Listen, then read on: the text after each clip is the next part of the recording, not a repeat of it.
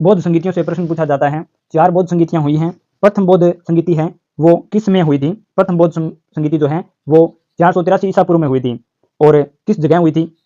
ये राजगृह में हुई थी। और प्रथम बौद्ध संगीति के समय शासक कौन थे? अजातशत्रु जो है वो शासक थे। और प्रथम बौद्ध संगीति के अध्यक्ष किसे बनाया गया था? तो महाकश्यप को अध्यक्ष बनाया गया था प्रथम बौद्ध संगीति में। प्रथम बौद्ध संगीति में बुद्ध की शिक्षाओं को सूत पिटक और विनय पिटक में संकलित किया गया था।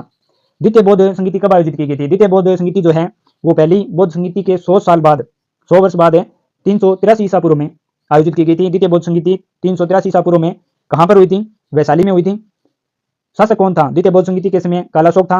और अध्यक्ष किसे बनाया गया था? अध्यक्ष सर्वकामिनी को अध्यक्ष बनाया गया था। द्वितीय बौद्ध संगीति में सर्वकामिनी जो है उन्हें अध्यक्ष बनाया गया था। शासक कालाशोक था। वैशाली में हुई थी।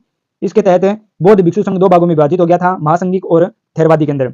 तीसरी बौद्ध संगीति जो है वो कब हुई थी? तीसरी बौद्ध संगीति 250 ईसा पूर्व में हुई थी। कहां पर हुई थी तृतीय बौद्ध संगीति? ये पाटलिपुत्र में हुई थी। शासक कौन थे?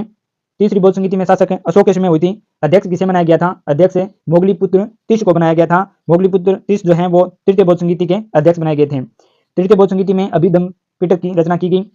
और जो चतुर्थ बौद्ध संगीति है वो कब आयोजित की गई थी? चतुर्थ बौद्ध संगीति जो है वो प्रथम शताब्दी ईस्वी की प्रथम शताब्दी को आयोजित की गई थी। कहाँ? तो ये कुंडलवन कश्मीर के अंदर प्रथम बौद्ध संगीति का आयोजन किया गया। उसमें जो शासक हैं वो कनिष्क थे और अध्यक्ष जो बनाए गए थे वसुमित्र को अध्यक्ष बनाया गया था। चतुर्थ बौद्ध संगीति के अंतर्गत बौद्ध धर्म का विभाजन हो गया था। हीनयान और महायान 2 भागों में बौद्ध धर्म विभाजित हो गया था।